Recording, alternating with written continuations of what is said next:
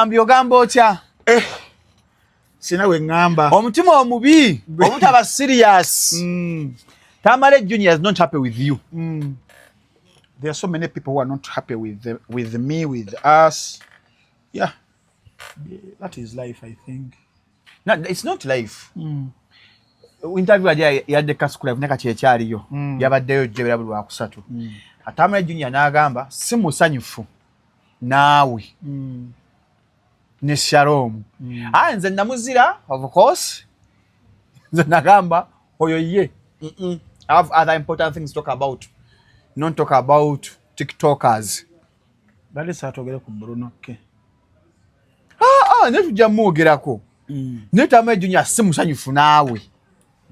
Tewamukyalira nga afunye accident. Wakimanya mbu afunye accident. Nsaba atogere ku Bruno ke. Wakimanya mbu Junior afunye accident. Nsaba atogere ku Bruno ke. Kwegayiridde. N'otamukyalira olw'omutima omubi. Ate nga Tamale Junior yakyawa Wisdom kaye lwakuba ggwe. Naye temujjukira. Ensimbi. Mutambi olikomyawo omutima omubi. N'otabeeryawo omuntu nga mulwadde. Gwali si mukwano gwange, si mukwano gwange. Naye twamubeererawo. Toga mwogerako. Nsaba atogere ku Bruno ke. Abantu nga bazira. Nsaba atogere ku Bruno ke. Oganyokera lifayinga ku nsonga ya Junior. Like on a serious note. Like on a serious note. I respect our viewers. Surange Women Syrup eddagala erikakkanya obulumi mu nsonga z'abakyala oba ziyite cramps. Lisange mu pharmacies, drug shops oba supermarkets. Lino lyakakasibwa National Drug Authority.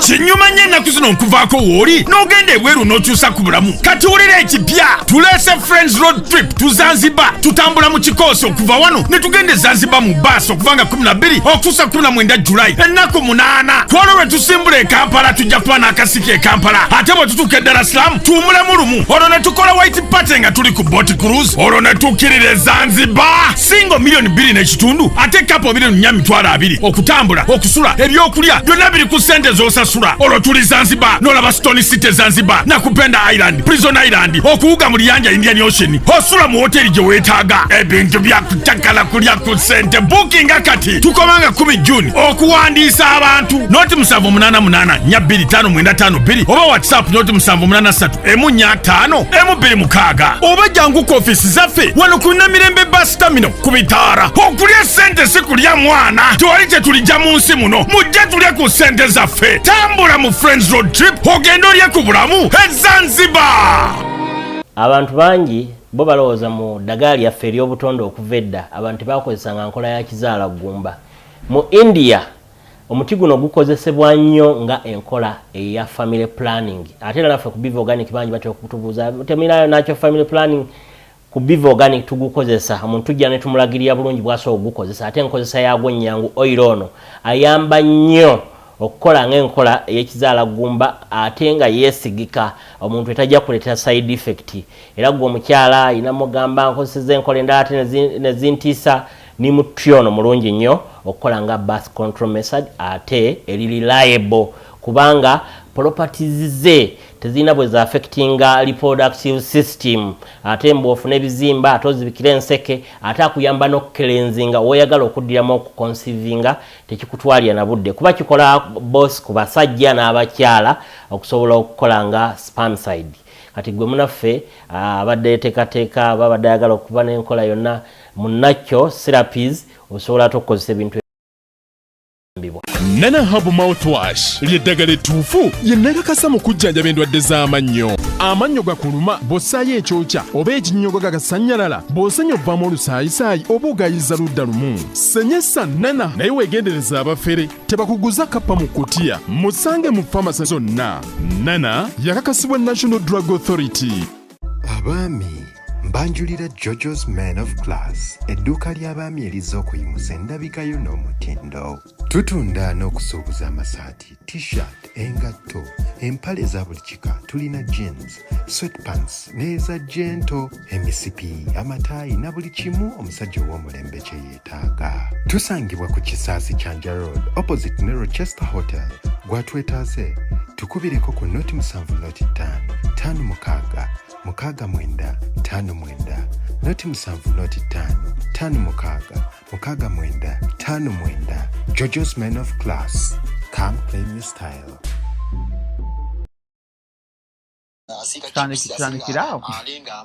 Tandikirawo tata. Welcome to Shalom 256. It's happening we tugamba. Kastori ekigambo is happening omanya.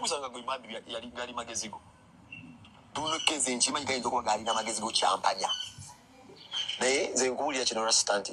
Osobola okubeera awo today no beranga. Abantu bakukiriza amutu asati ali concept yo. It's just how you brand yourself. Uzina zina ebikaze ebirina binamakula ebiyise mabere gabiringa stocks. Noli azina na oli azinira mu cover. Ifino tukimanyi buno Christopana yakula kana kazi ka Sandra Liani oboya. Nakakulira mu cover talinga gwe togenda ulira ku kintu kyonna bo balina mu story. Mechira Christopana ngeja akola ku radio. Welcome to Shalom 256. It's happening we tugamba. Kaswe kigambo is happening omanya oli ku Shalom 256. Don't forget to subscribe chikulu nnyo ekyo n'okusooka notification bell ako n'okasaako bwoti nga bikatakayo kwonna munnanga ate obenga okafuna bulungi nnyo ddala. Belwakuna mbane Frank Antambi nga tugaayamu wano na wali naye nkujjukiza lunch ya fellowship ebeerawo Monday to Friday kuva ssaawa 7 paka ssaawa 8 mpola. Yazze n'amaanyi ku guno omulundi bawakutte mwami. Era nkyawe ekutteyo. Ani yakwadde omusota. Leero mbaje ne Ambassador Firebase. Naye abadde mukambwe. Ambassador Firebase abadde mukambwe mukole mugamba akuba owuwe. Akuba awumba naye akubye nnyo. Ate tulina show erimu Frank Antambi n'Ambassador Firebase. Eno show ya amaanyi njagala ogirabe. Egenda kujja. Ndamba muwaneeri abasajja abalina wiino. Olwokuba tuli myaka gye mwana. Ate muli myaka gye gimu. Ana mu 5. Omusajja ambuza angambi sima ani? DJ Rota nga tomanyi. Omanyi DJ Rota? Muganda wa Shiru. Simumanyi. Angambi Sharks VVD. Simuwuliranga nako. Kati akubye nimba sima buguduba bumbu na bumbu we bumbulira bumbu bali busani amagezi go munafunga simanya rumanya. Nenga interview nungi nnyo.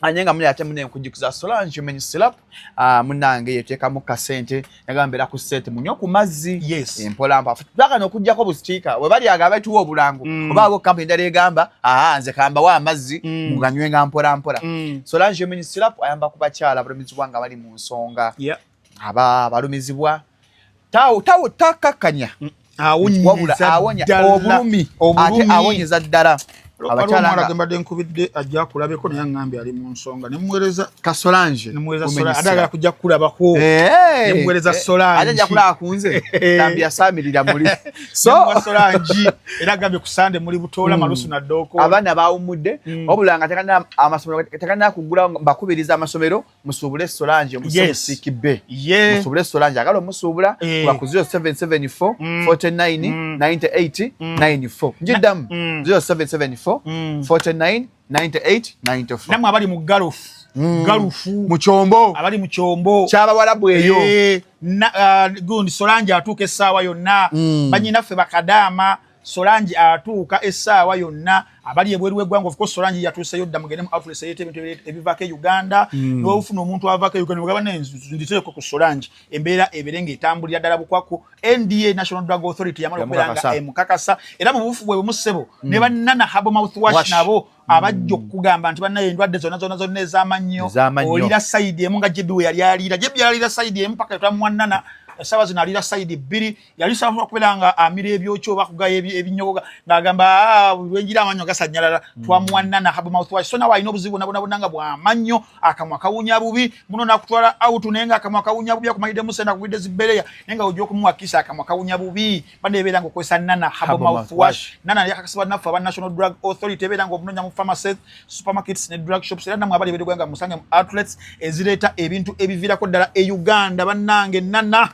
yasinga yes Ntambi ogamba otya sina we ngamba omutima omubi obutaba serious Tamale Junior is not happy with you there are so many people who are not happy with me with us yeah that is life I think no it's not life interview ya de Kasukula funeka kyekyaliyo yabaddeyo jebera buli wa kusatu Atamale Junior n'agamba si musanyufu naawe ne Shalom. Nze namuzira of course. Nze nagamba oyo ye. I have other important things to talk about.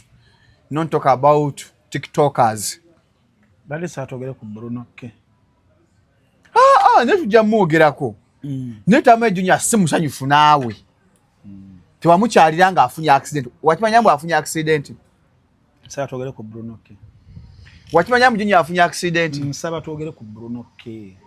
Kwegayiridde. N'otamukyalira olw'omutima omubi. Ate nga Tamale Junior yakyawa Wisdom kaye lwakuba ggwe. Naye temujjukira. Ensimbi. Mutambi olikobyawo omutima omubi. N'otabeeryawo omuntu nga mulwadde. Gwali si mukwano gwange, si mukwano gwange. Naye twamubeererawo. Toga mwogerako. Nsaba twogere ku Bruno K. Abantu nga bazira. Nsaba twogere ku Bruno K. Oganyokera lifayinga ku nsonga ya Junior. Like on a serious note. Like on a serious note, I respect our viewers. Kindly, please.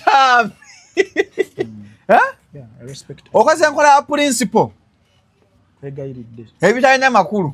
Ba interviewers musokola mu. Nedda nze njagala ogera akagambo kamu bubiri. Kuba omusajja is not happy with you. Yakyawa Wisdom kaye olw'okuba ggwe. I said it is okay. That is my comment.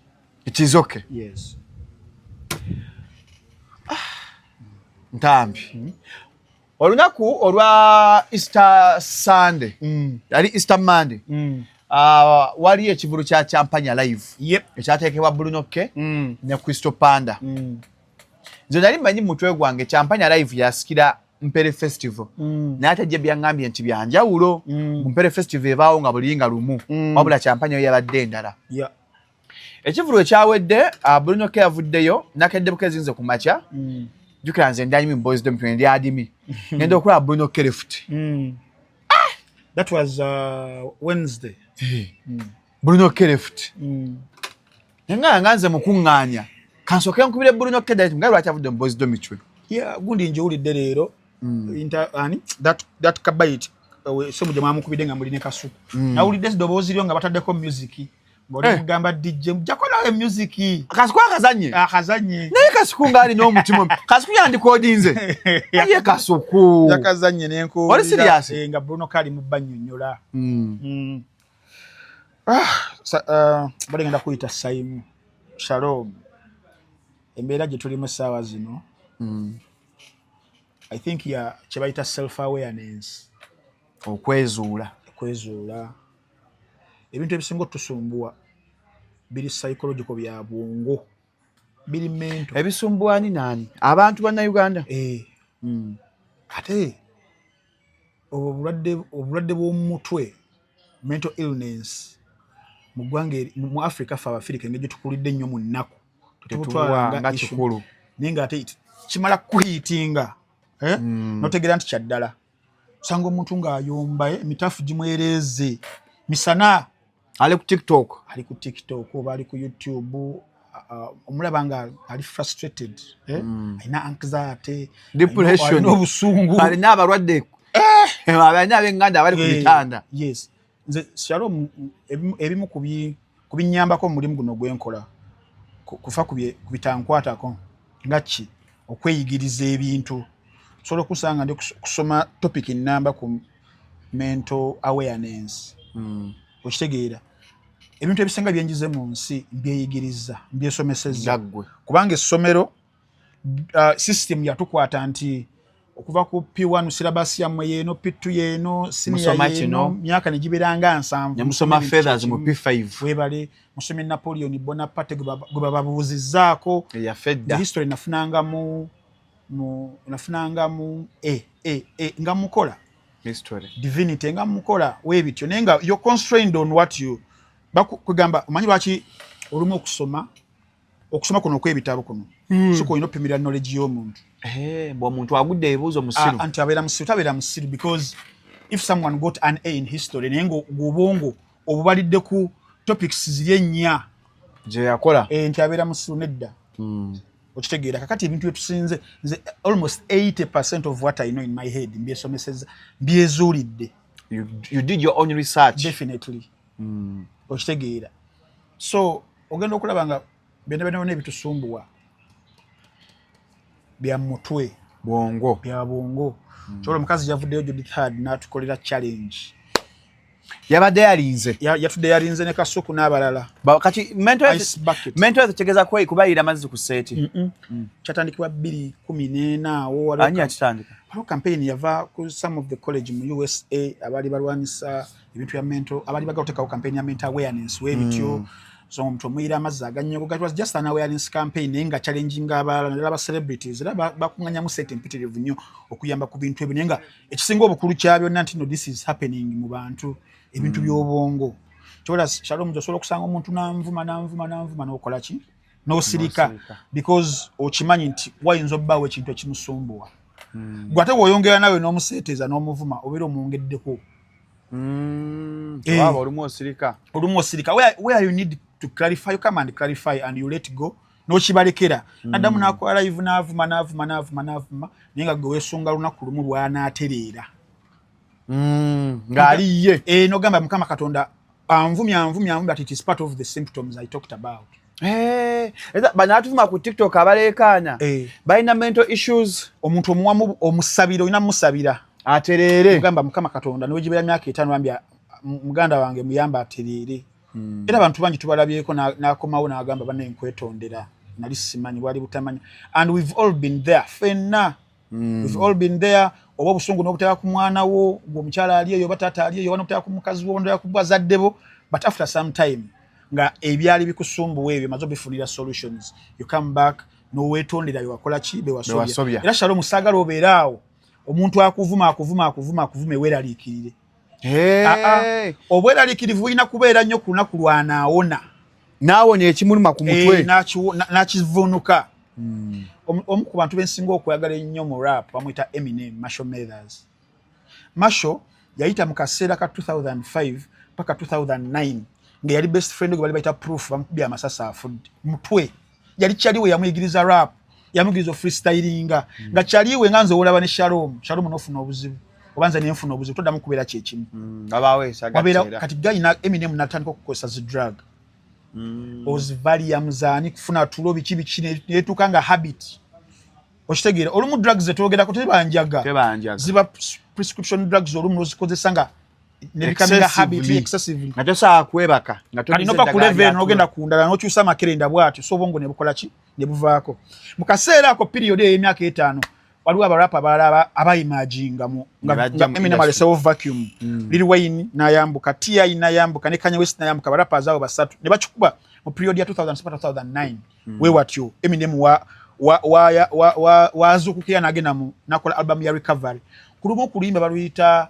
Talking to Myself Eminem yagamba nti nalabanga Lil Wayne T.I. ne Kanye bakikuba n'engamba bangende enkola oluyimba olubadiisinga ngawulira bubi nena agamba Mukama yannyamba ne sikikola bali bankoze eki otuuka n'ofuna obusungu ku bantu when you're mentally not fine definitely ofuna obusungu ku buli omu n'ovumono toyagala kulaba ono you understand so obusungu obwo ne bujja Eminem yagamba katangende mu studio mbakolera oluyimba olubadiisinga nagamba ndi nebaza Mukama Katonda nti byali zali drugs because yali lonely mu nsi ye nga kyayitamu era album ye bagita Recovery nga mazo kola album Enko ne album gwe Relapse nga zona ziganyi you understand ni Eminem ulama lugenda mu Recovery he has been sober for the last 15 years kati ali sober kati kyenkugamba Shalom nti bannafa abamu abatusaako obusungu uli nakuvuma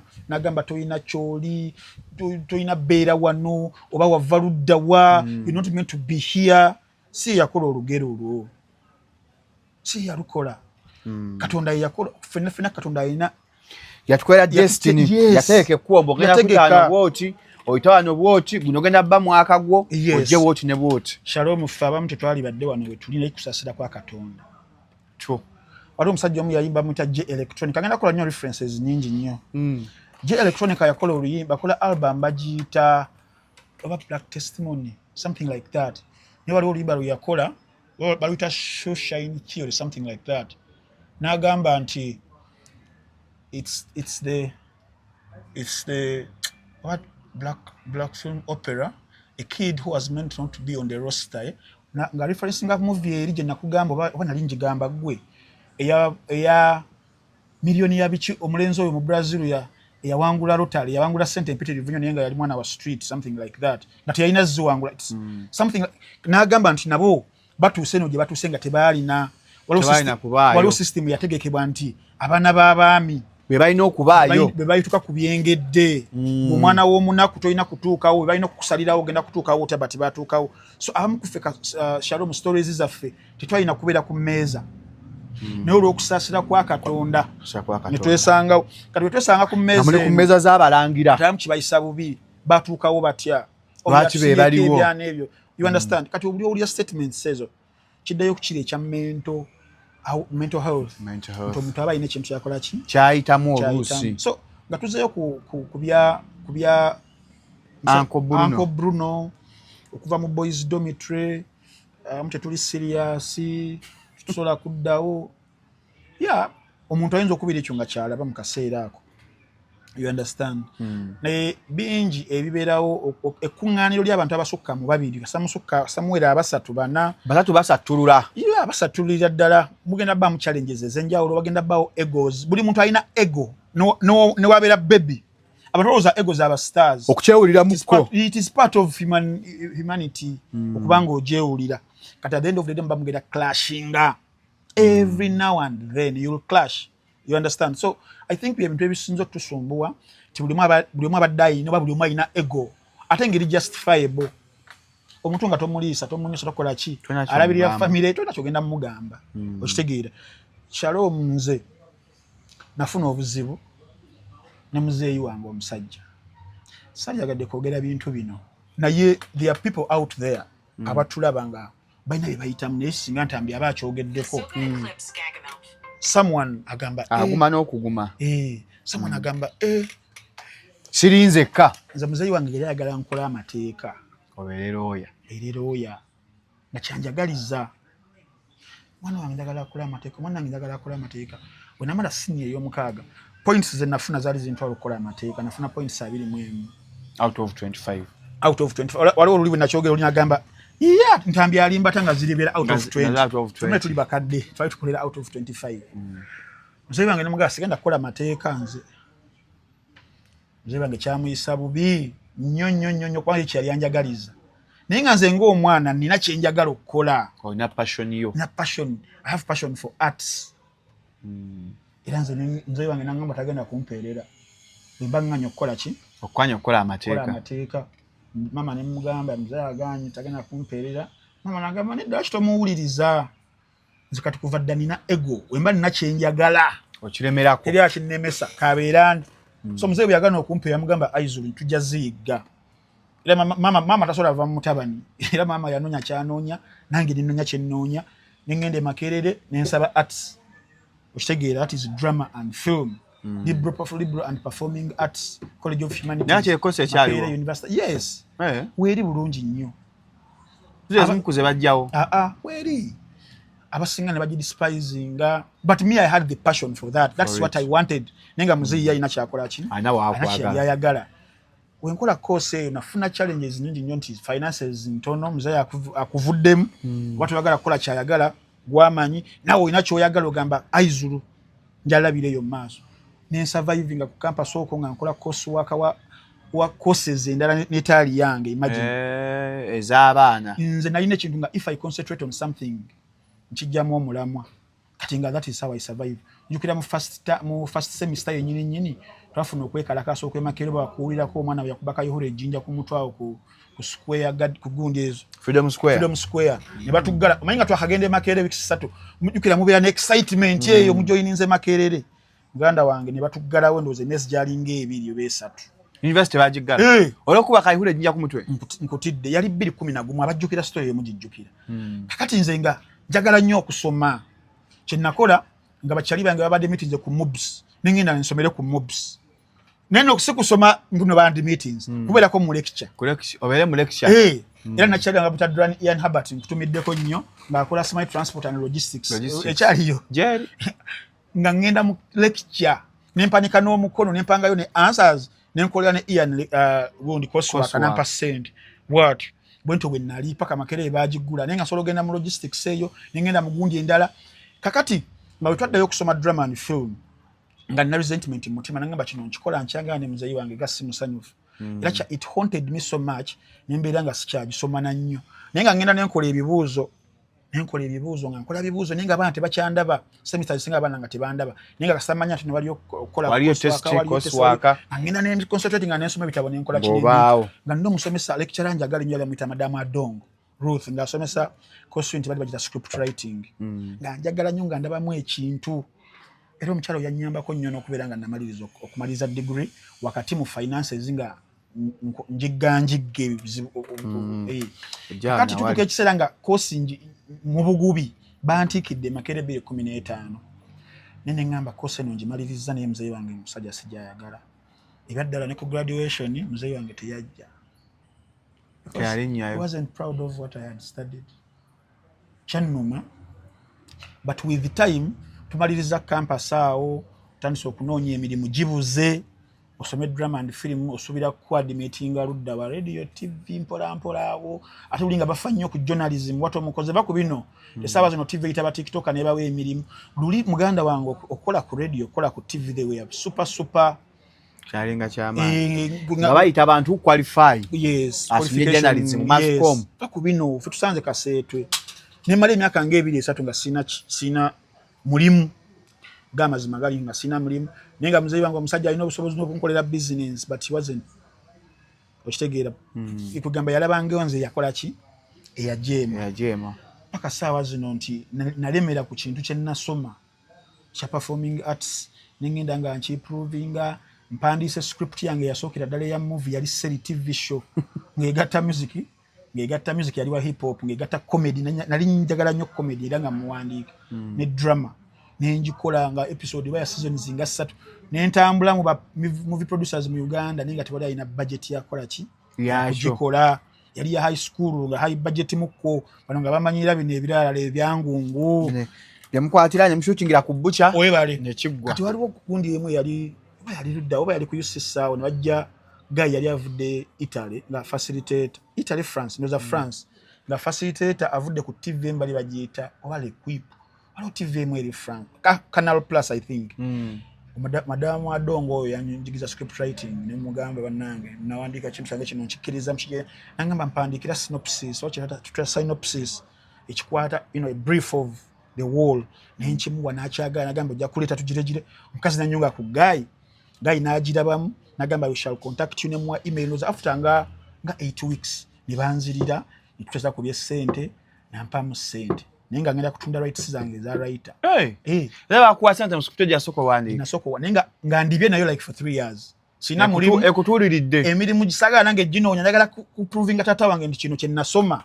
kye nino gendera ku kinjagala okukola kivaamu okitegeera kati nobeerawo so sente nezijja later ndo zalinga 12,200 eza dollar za euro bibiringa mu bibiri tambwa gwa mu sente zali nyingi nnyo zali kati waziteekawa sizo zankubaka enfuufu nenve waka neweddaabulula nengenda ekazo nopangisa eyo nenve waka something like that okitegeera kakati yenza omuntu oyo nga nkomawo ku kino ekyaffe okitegeera nti ego yange ntambi wemba nina kyesikiririzaamu sijja kikkiririzaamu nja kutwala ekyange kama mbaya ni mbaya yes kanewesanga nti nyo tubeera abantu nga batawano mu grupu buli omu ayagala omwayinza okukola mistake nga ayagala gwe ogikole ki ogidefending nenga gwe consciousness yegamba this is wrong olina okichallenging and then when you challenge it oli akiperceiving nti no mwatakinze mu ngeri eri personal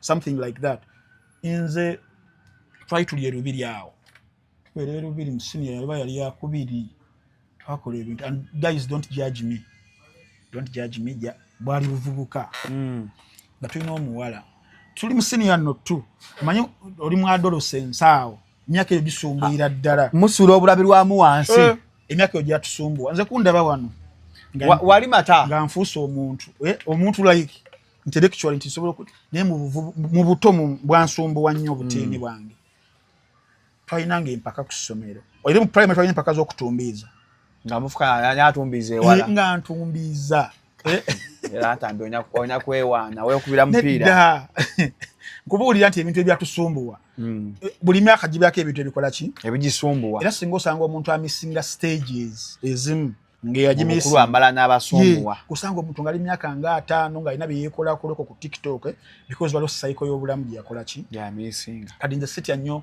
kwogera ku the cycle of life gye nayitamu n'engeri gye byansumbuwamu because ekyo kyonna kiyitamu era I'm not ashamed so mbadde gamba nti mu primary kwali kutumbiiza kati mu secondary senior ey'okubiri adolescence awo ng'eyitinze nnyo nga empaka ze tulina nga ku makya bwe kuti oba kyali kiri nakyo nga omutaka ozuukuka ate n'okuzuukuka ne ku ssomero saawa nga 2 remedials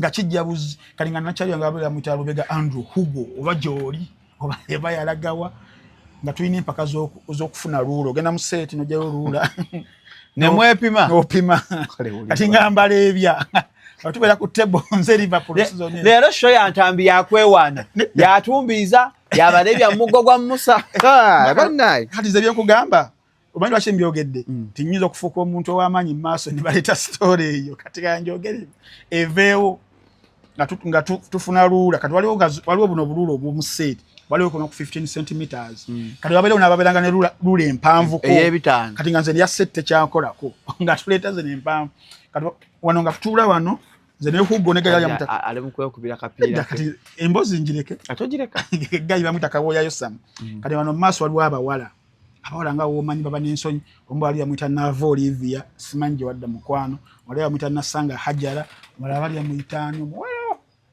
akati Nava atunula emabega yali mwala mulokole nga ali mu Scripture Union agenda okulaba ekiri emabega Scripture Union eyo mwalingamu ne Fiye Mutoni Fiye nga tusinga classes nga 2 tuli mu senior twalinga mu senior 4 ngabeera mu sweta bwati ninga bambi yasabisa Fiye Mutoni gwenso kugira bakukyuka bweti kati ngomwana yali mu Scripture Union tutuyine eddala tuyine fudde twagala kumanya kati omwana atuuka wansi yali asaba divider yali asaba protractor agenda okulaba nga tulengera ne Hugo kati yali tani yange nga bali mu kupima nze class teacher naba kujja omwana yatunula emabega bwati nga bali mu kumpima omwana n'atunulayo bwati nga kyalabe takirabanga ko obulamu bwe n'akoona ku munne Hajara n'atunulayo naye nga tuganga tokyazaayo bakwatidde mu kituli omwana n'ava eriiso lye erimu ne liziba tambi yasamira muli nga Katonda mu ggulu yamutwala e India ne balirongoosa ku kyeyalaba sitola adde agyogedde bulungi naye obuzibu alina ntambi kati nkubuulira nti omanyi lwaki mbadde ndeeta ekyo nti buli myaka gibeerako ebintu ebigisumbuwa buli myaka oba toyise mu bintu ebyo kati eyo stage nze njogedde nti nagiyitamu twayita mu stage za wet dreams okwerotolola n'ogiyitamu n'oloota ng'oli mu kulya naye koma ku myaka emeka ezo wet dreams okoma ku myaka emeka ndowooza notanti lwebanga okikoze ebikola ebyo ng'obikoze oba wekivaawa nene kati antu bakyazirina simanyi antu bakyafuna bwalo yaŋŋamba yajjako ng'agala ddagala n'emyaka 37 akyafuna ebyoto naye nga ŋŋamba nkyafuna wet dreams n'ogenda okukera ku maca nga you powered ane kati edda ate wet dreams edda zanyumanga ng'ozuukuka kati wobanga omala bwoti ng'owawamuka osanga okyali fresh naye tuwekanga bwekanzi ng'ozuuka buzuukusokola nga bokisa yatobye nnaku zino tokyaloota ebirooto Museveni yatugyeko ebirooto Museveni muntu muzibu nnyo ffe twalootanga ebirooto edda nga oloota oli omwana oba agala banyodde engulu nga noddamu n'ozibiriza oddemu omalayo ekirooto kati ozuuka bokisa etebi kati ebiseera ebyo Juliana ne Irene abo saabalootako nabaloota 26 nga amaze okukuba nkuweeki akawala ke naloota kali eyo nja kwogerako nye bakita Grace nakimera bakkaani nedda Grace kanye muloota nzuuka nensaba naloota nnyo omwana bamutanga Grace oyo kaali kawala keeru nga kalungi naye nali fala kalumu nenkalootako naye nga nsenga ku kaseera nkaloota naye nakaloota gumu tidanga mu Kalota Park natandika olota ebyoto 2-3 mu P6 omwala ali amwita Achenge Christine Christine waddawo 2-3 ali mu P6 yes 2-3 n'amanya nkyagajjukira Nakalema Winnie no loto otya Achenge tabera wadduka ku Achenge kali kalungi Achenge Christine ye mwala gwe nasooka gwa naye mu Love nga ndi mu P6 Katwe Matters Primary School nga sinagenda ku St Matia Grammar mu P7 nakolera UNEB Achenge Christine mukwana wona naje wadda simanyi ayinza banno commissioner mu government nga gwoli eyo nga nze simanyi nakumanya Achenge oba oli mu bufumbo nkwagaliza obufumbo bulungi yali so ba commissioner naye yali na skin nga kalimu brown teyali bano abacholi bano bagundi bajebbi yali mwalanga mulungi P6 2-3 mbajjukiza Beef Organic and Natural Products basangibwa Mengo opposite Masengere atawagala okujjanja bakujjanjabisa butonde gende Mengo awo ku Beaver obuze Dr.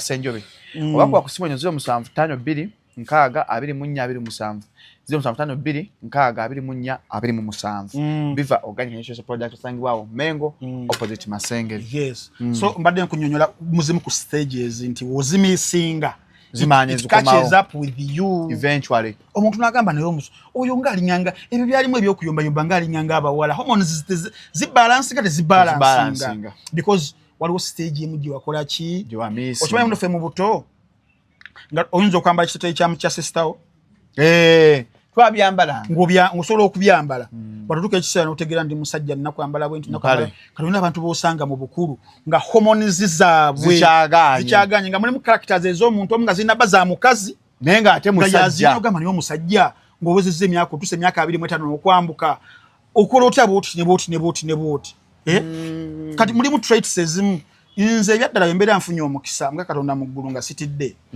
mu bimu ku bye nali njagala era ebimu lwaki nina personal attachment ne Bobby Wine olunaku lwe yanzikiriza ogendako ewuwe waka n'akuwa ebinyeebwa n'ekyayi it doesn't matter nedda omuntu ayogerako akantu eki mukikolembeza wakyala ewa Bobby n'akuwa ebinyeebwa n'ekyayi n'akatawa ka expensive poverty definitely Bobby Wine gave me 3 hours ng'oli naye one on one uninterrupted Bobby ne tuva mu kasisira kakali awo ne tunyumizaawo for 30 minutes namulidde ekinyoobwa n'ekyayi n'antwala n'annambuza ewaka wanene nga tulina bwe tutuula ne tunyumya aga Katonda mu ggulu ndowooza bukyanga mbeerawo zezo the most important 3 hours I've ever gotten from Bobby Wine tukyuse nakyo kitume ntambi andi Bobby Wine kyo tujwe Bobby Wine olwaleero yonna nedda nakamogera ku Katonda nebozo okuwaana munange mu myaka gy'omazaana ku nsi tobanko happy for 3 hours okakalwa meetinga Bobby Wine ne muli ebinyoobwa n'ekyayi waliwo omukutu kati kyo tujwe Bobby Wine taata waliwo omukutu baguyita TMZ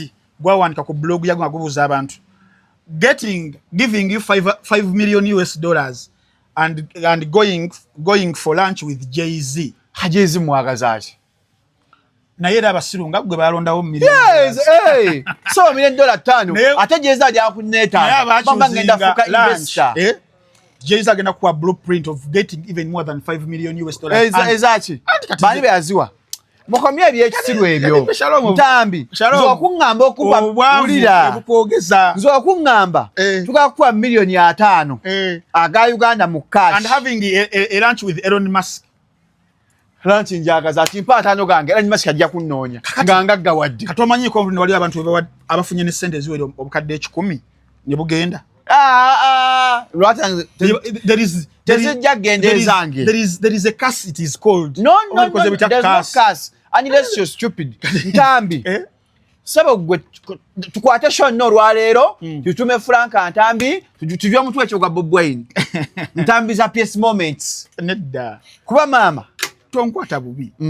Those nze katisharo mufunye ku sente. Okitegeera okuye kufunye ku sente ne bwa bukadde 3 ne bukere nga bugenze ne manyi wache bugenze your financial illiteracy. Nga had you gotten into a class with someone, a businessman like wava muno Gordon singa sawa zino li billionaire che kugamba November demfunye namala kumitinga Gordon wava kadana siri wazagwawo because of your era zijja kudda bagamba amazi gakulukutira je gali gakulukutidde regardless so in those 3 hours mulimu ku byetwanyu emisijja yebimujja bibanika mu katabo kange njawandika kasekezi njawandika akatabo ku meeting yange ne Bobby Wine. We've encountered emirundi ng'ena but ogwo gwasooka ogwewaka yambuuza nangamba ntambi wagala nkuyambe ki because Bobby Wine abantu abasinga okugenda yeewe oli abatayagala political masannyalaze nti nakafo kenjagala okujja njagala you endorse me, you understand those things. Yalowooza nange nze omu kwaba abanonye ekyo abaze okwesimba we Lubaga era yambuuza ozaalibwawa ga Lubaga namuganza nzaalibwa Lubaga mu Ndeebaawo oziikibwawa nziikibwa Busaabala what is much in the Saabagabo banyi lwaki yambuuza ngalooza oyagala kaadi njagala kaadi 226 namugamba Yesu biki nanga kakati oyagala kujjira wa kweze gundi ebbiri namugamba nedda nje size kwesimbawo nze kulya kinyeobwa yeewunya nnyo uli obusulu bwa Ntambi babuuza Ntambi yagala kwesimba atukuwe kaadi Ntambi oliko omuzimu gw'obutagenda wala that spirit of omuzimu gw'okuba stagnancy omuzimu gwa kazooba pastor abira abantu omuzimu gwa stagnancy obeera wamu kati senga Ntambi olina kaadi kugambye ne walondawo binyeebwa namugamba nze essaawa zino my calling is not there mu byabufuzi eyofuzi ebyokwesimbawo it isn't my calling as per now Shalom ebisinzo tukola obubi nalwaki ensi yaffe essaawa zino eri mabega Shalom abantu tebabeera cold gye bagenda beeyungawo bweyunzi ne befixinga toba ensi yaffe era kufixinga omuntu olina divine calling ne weyita pastor ne weyita apostle naleba no nasoma divinity nga in fact you know the Bible even much more than me bona ba apostles bana bayitibwanga they had that divine calling abasinga abasumba be Uganda mukama teyabayita bebeeyita kale n'owulira obuzibu obusinga abala beekowoola n'owulira obuzibu obusinga olinga yita prophet nabbi abafere olina yita apostle abo babbi teri muntu anyiza ku nsi kuno nga muntu yeyita prophet mbuze ndi nabbi fa bakiwulira obubi it is a prophet wamma Profit mbonye owaye kati namugamba Bobby Mr. Robert Chagulanyi Sentamu thank you so much for nesagala politics right no si butamwagala politics elective kansigale ku binyeebwa it isn't my what calling essaawa zino essaawa zinangamba kati kikyo yagala nge essaawa zino singamba nfunye omukisa ngo nnyambyeko mukama wange nandiyagadde okuddayo okusoma okweyongerako wasaba Bobby Sikaala sikumusaba Sikaala Ntambi asaba Bobby Sikaala sisaba Bobby Wine Sikaala naye namweyabizaako ku kyenjagala at the moment oddeyo osome nzireyo neeyongereko ko namanga manchi njagala okusoma nga njagala kusoma koose eri muzira amateeka kanso Ntambi nangamba you know what obanga kyoyagala ekyo you'll go and talk to Mr. Davis Lubongoya ajja kuyamba era nansettingira appointment after 3 weeks ningenda mu office ya SG SG ne mugamba SG njagala kukola njagala mateeka naye ntandikira ludda wagana nyamba kibi so we had a lecturing for like 1 hour kati oli mwaka gwa kumeka ngo osoma nedda nangam ndimukunyumiza kye twayitamu nga sagala gasomera Uganda wali agala visa dasharo wala Ntambi efere Ntambi mufere era dagwe orange card osoka no wambulizo omuntu nomgaja ontulye nompaka tayimba era musajja waffe ali mu kunnyambako sosayo no ogenda Canada mukama wanabe si Canada nensi sijja jogera but mukama wanabe era asimye nga nyanguyiza nja kukola kinyagenda nsome ekyo nga nupu yekuwerera ebisijja bigendamu bisajja genda mu details tulya n'enseekezi tuyinza okuseketerera kakati n'essaawa zino singa oddamu n'ombuuza Ntambi kiki oyagala okusoma immediately it would be psychology nsobola okuteeka bwongo on hold n'omusu ebbali n'ensoma psychology zobayita embeera z'abantu obwongo bino byendi mu kwesomesa nze kabinza obutamala nga nnakuddayo n'ensooka nembangukira ddala kasiku yakola psychology yes oba okitegeera kakati ebimu byendi mu kweyigirizaamu ndino mukuvugamu kino kye tulimu Shalom nti ebitusinga tusumbuwa bya bwongo mbadde ya bwongo waliwo omukyalo omwe yanvuma nenga omukyalo nanvumidde ki like out of the blue nakuvuma ebiseera ebyo nga nakajja mulimu guno wakala banga small access oyambala ebijegere kati ebiseera ebyo nekyente kutuga atasobola obulago obugezi kabula butugiro kati ebiseera ebyo background yange nze nali nva alakaseera kenkubulidde nga sina mulimu gwe nasooka okufuna mu 2017 gwali gwa Monday Times popular amawuli bali online wajjo Issa abiri nantwala ne tukola tukoze diru ya gundi nejja eyo no muyimbi ya Sweden Aleni Kayemba Lucky Man nedda Anso Bayuruno Anso Bayuruno eyo yajaga ya sente nyingi netucha nga diru yachi ya Bayuruno kumufula Diamond Platinums twamukolera nasule nga mali mugafulani Anso Bayuruno Diamond Platinum ngamugamfa Diamond Platinum kati Mr. Joel Issa abiri mkwano gwa kimanyi tajja kunyiga but these are real life stories ne mali nakunga 3 nyanze nali wano mukuchanga keyboard ni naku 3 ngamazo kola gundi pamphlet yali ya pages 19 ezokufula Hanson bali nafuke Diamond Platinum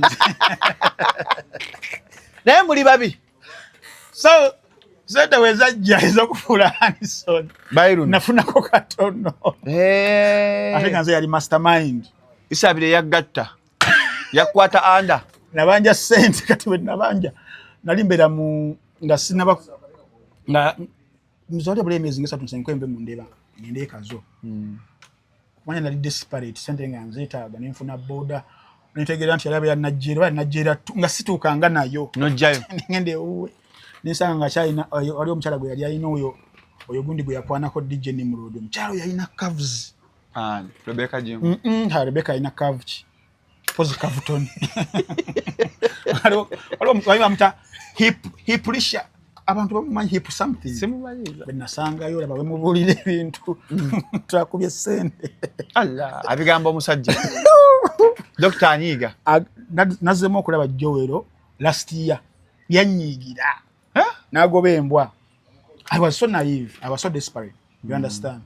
Kati olwavaawo ngenze ku HGTV in fact nava ku HGTV eyo mugazigazi deo emaganjo era omusajja yankwata Joel naktwale wo mugazi deo nkola marketing mu HGTV ero ngampanga kati ngoji marketing wa okufuna mbofu ngalinga batulina yali mpya akweko products tamale emirundi nga gundi ya mchaza kwezi kati nga tulina buli segment buli show tunajifunira abagirangiramu kati ngogenda mu company because bitya nga womanyi marketing yawo eno jensanka kalamu twatandikire the answer straka nga nayagala kukola comeback twali ebikono byali bitirivu ebyali awo nganye straka akakwa ku HGTV nayo ngo mugezigezi tavako send mugezigezi deo ngagama nabakwa sempeo tambi nabakwa sempe olona musa emitwali ebiro demo ndeba ngata sobolaga nabawe empeo memulemereddwa nchiche sibawadde ngeshine nya kwata maona ku ebinusu okitegeera so background yange bweto webadde paka wenasanga general zamba 2019 akomewe Uganda after 5 years ngalo nina script eyokubiri ya film nga bino byende musibi feelinga olwandika script mpanika script eyokubiri characters let's go agisamu tuba tugenda okukola budget production because ebita cost bichebe byonna covid najja 22 March nga gwaliko omwoyo ogw'okulakulana omikiza Bobby osabye binyeebo omikiza Jeniero zamba covid yazze oliko ekikwa azeeyo mu America mbona awe kazaawo okitegeera naye after nga tumaze abo oyigira walaji ate walaji namuyigirawa ekaso mu covid covid yetu anya walaji yali mungi twanya walaji nga teri kyakola kunyumirwa kukola ki kati olunga muno wachina kwatagana nayo danze marketing manager wa paka kati era gwe mwesinzo wangala nago ngabampa yako omwezi era nga onzabira omugagga nawe kajja adukira movies zali zikola online serizo zali zijja we watyo so General Zamba wakoma wogo okubiri in fact yaita nabakoma une mugamba we can do a media whatever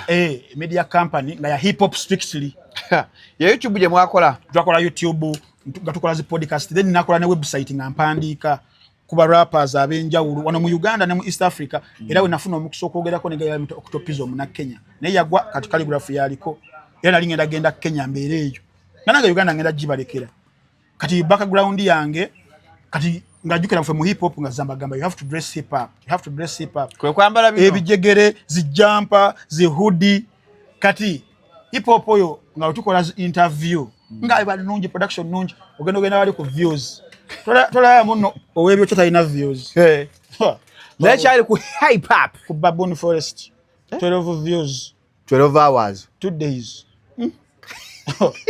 namukole endala 94 views naye temugwamu maanyi nga tusasulwa yali atusasula zamba nga tusasula nga omaya omuntu kasogenda ke bwerwe gwanga dala mu nsezo ndoza nga tukolera ku deliverables nkola articles zali nga 21 week na percent zange mtwalo jali oba 21 buli week kati gatagatamu omwezi ugatemu ne buli wokola podcast akwe mtwalo bajali 8 kati nga sebonze mbamu ne connect sente ebiseera ebyo webityo nenge bitulabiraba nenga knowledge mungi era nyumba mugenze ko mujamula bantu bawe kati je nava gundi nga nfunye kakalamu netukola naye embozi simanyi keko ne shiba kye kyabawula ebyo ne tubikola ntaniko kubera nga bigira nenga bakaye bafuna zi views ba junior bafuna zi views ichuli akyaliwo zo nchali mu hip hop ngambye nze kanfuna ekintu ekitayogera bonna zembeerawo TV zibazi nonyo omuntu ayogola ku hip hop bajja kubira ntambi nga kikirowoozo kyange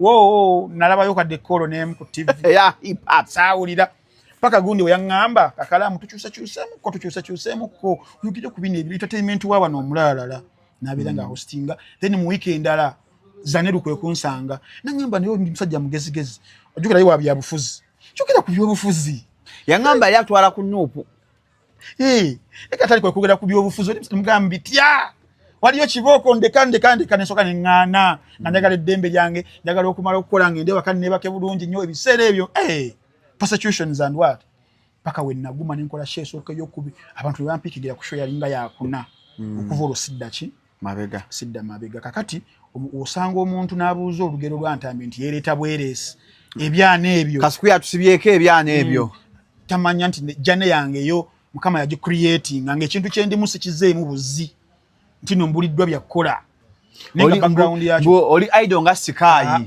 nedda munange oba kitegeera kati omuntu owulira nga akogerako ebyo but when you know who you are nga gwomanyi kikyoli yes the rest is background noise because n'abalala nze olugero lwange lumanyikiddwa oba yagenda ku university abokubuuza weebali siringa Sematimba giyasomera basangawo ki baala oba yali baala kati wabeerawo abantu nga ffe nga buli kyokola bajolo sisaabire mbakubulidde amanya do a reference ntambi wamukozesaako ko mu mawulire sikubulidde na spinners ya Emakalos omugezigezi nankola articles naye ng'esasula mbi nnyo nnyo yali manager wa aganaga twakola spinners.com awo nga mpandiika articles naye nga sente zirwawo okujja okitegeera so olugendo lwange weruto weruli tetusilwa kubuusabuusa togudde bugwi kati wempulira omuntu nga yebuuza nga avuma abaana abo ebyana ebyo tebiina bbeerawo twalina emirembe gyaffe you understand you listen but you don't judge tomujajinga but osaba lumu nogamba Mukama Katonda onaku lwali wona kati Shalom kati emyaka gino gye tuliko naddala nga wemanyiko background kwanza nkugambye system eri mu nsi za Africa bagiteekateeka nti nno fe abaana abatali baana b'abaami tuli bako ke tulya mulina bawo ke mulya mu nsi gifunamu kalungi tulya bukunkumuka naye Mukama Katonda abako balondobayo n'agamba Shalom nkufuseko amafuta nkuyise ntambi nkuyise oli ne wayogera atya Shalom nothing can change abantu basiga Shalom nzo olunaku lwe bakuvuma nagamba Shalom awedde tagenda kudda ngulu this is career suicide career assassination awedde but engeri gye was handlinga no sirika time nelapsinga Shalom abantu sibasiru bantu bara era obeerayo abantu abakwagala Shalom ogenda okulaba nga ebintu bitambula ebibyo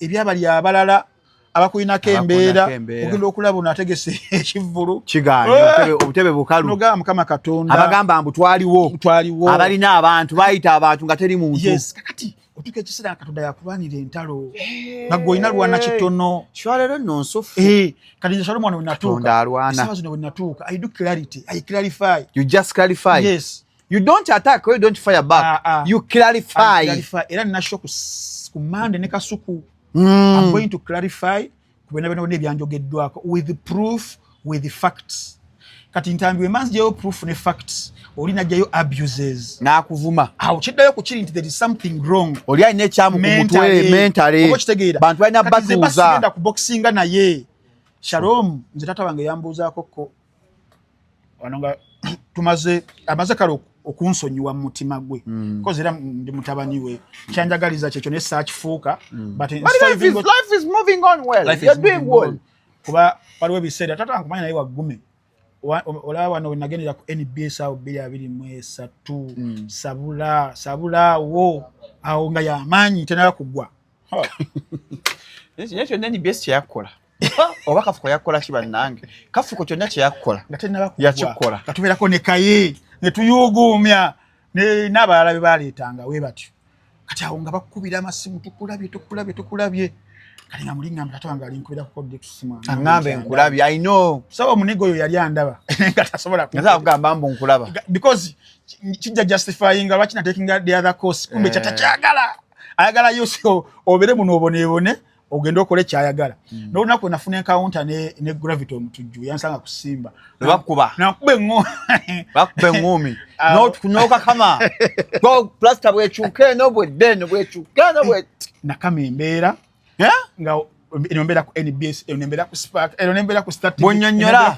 gravity yankubye nenkama print muvubuka gravity gasana nofuna linnya lino lyennya nga bampita na muvubuka gravity omutujjugo yakobye twayogeddeko naye awo na mzayi wange n'agamba kimugwanira wevacho kusaasira kimugwanira kaba mukube kati singa ali mu mateeka singa loya okitegeera kati awo byebimu ku bintu betukola ki betuli mukubera nga tuyitamu so badde gamba nti mwemu ku encounters zenayina naye yambuuza oyagala bakujjukireko kimuli mugolimu taatawo maana akkiriza nga laba ngukola ate guleeta ne ssente neerabirira bulungi nnyo sikyasaba ssente muzeeyi mpaya 5 mpaya akakadde neerabirira ate nabo wabawo obusigadde nobeera ng'oyamba kuba Oluganda nakubuuza kanaye kankubuuze Frank Antambi oyagala bakujjukireko kimawulire kyeyambuuza ne mugamba muzeeyi mpise mu kusoomozebwa okw'amaanyi nnyo okutuukako wano wentuuse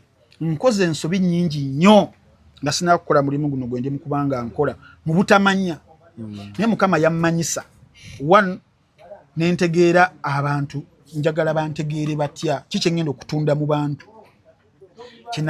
kyenayagala okutunda mu bantu nengamba njagala abantu buli babeeraawo omuntu asobola okutega n'awulira omuvubuka avaamu ebigambo eby'amagezi kyenjagala kyenzujjukiriweeko. You want to be remembered as a man who spoke wisdom and knowledge. Yes, wisdom and knowledge. Kyenjagala kyobalaba every day I seek knowledge. Oka sound yako akakateka munga oli ayogera mpola.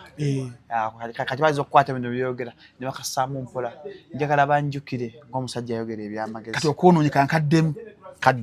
Ntambi, how do you want to be remembered? Njagala nzijukirwenga omusajja eyakyazibwanga ba YouTubers mu Uganda, TVs ne radio mu Uganda, omusajja gwe twawulirizanga gwe twateganga nga twagala okumujja kugamu ku magezi gafunye awantu. I want to be remembered as a person of wisdom, knowledge and intellect. Kyenjagala okujjukirwako era Mukama Katonda ansaba ankeepingire mu direction eyo. Tufuna okusoomozebwa mu bulamu n'ovaako ko n'owabamuko nokola shongo inabo isamba but siwe tuwenjagala nzijukirwe kyovola wabawo olutalo olundeeteddwa directly bweruti kyensinga okusaba Mukama bwe bukakamu engeri gye ngenda okuluvuunuka nga siweebuuse ebyokuvuma Shalom nayinanga bingi emabega buza Kasuku muntalo Kasuku ze yali muzo n'olwa Frank Gashumba nga bamaze okuleeta ebibaluwa Gashumba sagana kuddayo ekyo nyambula okinga navuma omusajja Navuma Shalom nze ndi musajja muwandiisi. Kitegeeza omuntu omuwandiisi oba n'ebigambo bingi. Ndi musajja muwogezi. Byensobola okuwandiika nsobola okubyogera. Weruba lutalo nga lwakuvuma kyekintu ekikyasinza obwangu. Okuvuma kyekintu ekikyasinza obwangu kuba n'omubuyabuya waba abuliddwa ensonga ey'okunnyonnyola avuma. Owa bodo omukono ko nyoka nagwa nnyoko kiri olinga kino genda okombe mu kino kya gundi. Ebyo bye bisinga obwangu n'omubuyabuya akola ki abikozesa. Kakati sagala kujjukirwa ng'oyo kubanga n'omubuyabuya asobola okuvuma asobola okuwemula. Njagala nzijjukirwe ng'omusajja eyayogeranga ebigambo ebyazzangamu abantu essuubi. I want to sell hope to the hopeless. Kyenjagala kale entalo we zijjanga za kunvuma Mukama kyemba nsinga omwagalako bwe bukkakkamu and how do you patience and how I respond. Eyo kyonga nkivaamu nga bajajinga Ntambya nnyonnyodde obulungi ebigambo by'amagezi n'ono amuddiza ebyobuwemu n'okumuvuma n'okumulengeza n'okumussa wansi oyo abyogedde ebyokunnengeza nze Ntambya okunzisa wansi okunvuma ovuma family okunvuma nti sina beeraawo ndi munaku ndi mwavu ndi muki ye bagenda kumujajinga batyo yabyogedde nayo ge babyogeddeko kakati awo when striking the balance obo kitegeera katusho olunaku lwaleero bino tugimaliriza bulungi nnyo sina muntu gwenvumye sina muntu gwenzivudde sina gwempeebudde abantu abali banyumiddwa bulungi nnyo mbajjukiza Friends Road Trip tugenda Zanzibar okuva 12 paka 19 July booking zikomanga 10 June agalo bookinga genda enamirembe ewa bakulu ku bitalo apangaza bus za Freedom ne Perfect obagenya gara genda Zanzibar twala mukwano gwo mama wo tugakuga n'enfudu n'abazungu waliyo boat cruise waliyo uga musenyu mu hoteli ezebbeyi twala boss wo mukwano gwo wa Liverpool ga kwangula Premier League munna mutwale munyumirwe kwa 0788 42 5952 single 2.5 ngoliweka couple obanga musokabanga ba mukwano tata mama 4.2 0788 42 5952 Friends Trip to Zanzibar nange mbajjukiza Biva Organic Biva Organic banange ejjanjaba endwadde ezenjawulo endwadde empitirivu nga bakozesa ebintu ebiri organic ebya obutonde bajjanjabisa butonde kati abasajja abalina symptoms za prostate enlargement yakanya kudda waggulu 40 plus Biva Organic eina cure ya mu kichotegeera ko nti ina prostate enlargement omuntu ngo ino buzibu kufuuyisa gukuluma ngo ofuuyisa omusulo gukuluma olumu wale tuseko mu toye ezimwe ng'oli alemereddwa okuteeba wali na sasa tumbiza nze kyatumbiza nebaza katonda ezo ku symptoms very ba protract 80 yes bladder problems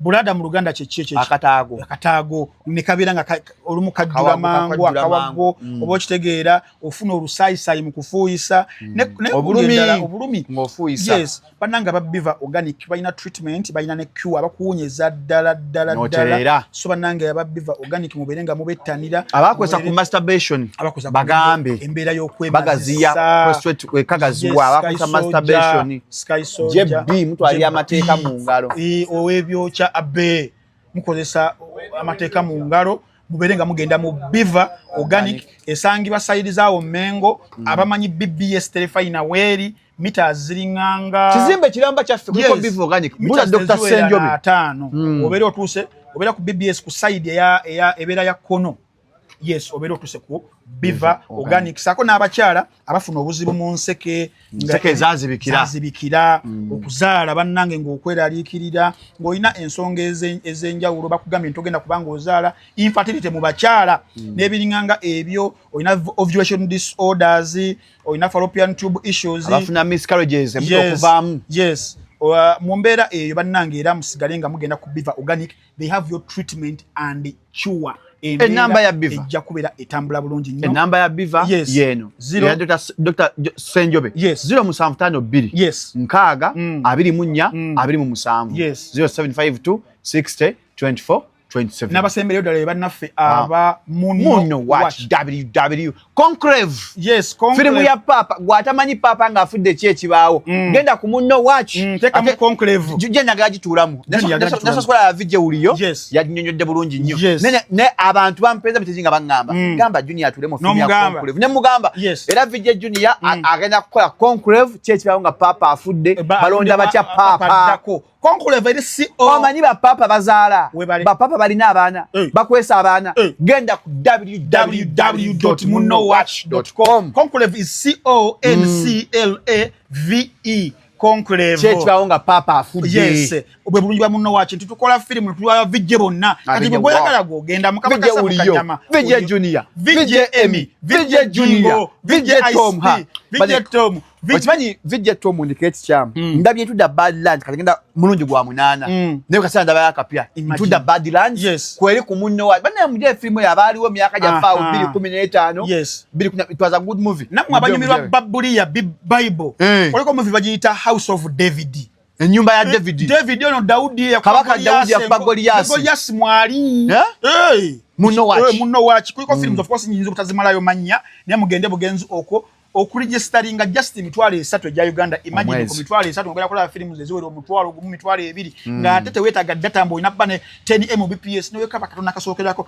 ko kasaka connecting papa nga munno wachi buterevu obera ojeyunzeko munno wachi jenyimusa kubanga eyampe byanje musa mu Hollywood mbagamba Denzel utasinga Dr. Bossa era bizemu mbajukiza akyala abaga otereza amabere blessed farming nga gagwa tugatereza 0705 271973 Musharo Mwese Services 0705 271973 amabere nga gagwa abagala okola entumbwe boosters abaga osadi n'emikono 0705 271973 musore bulungi mweraba.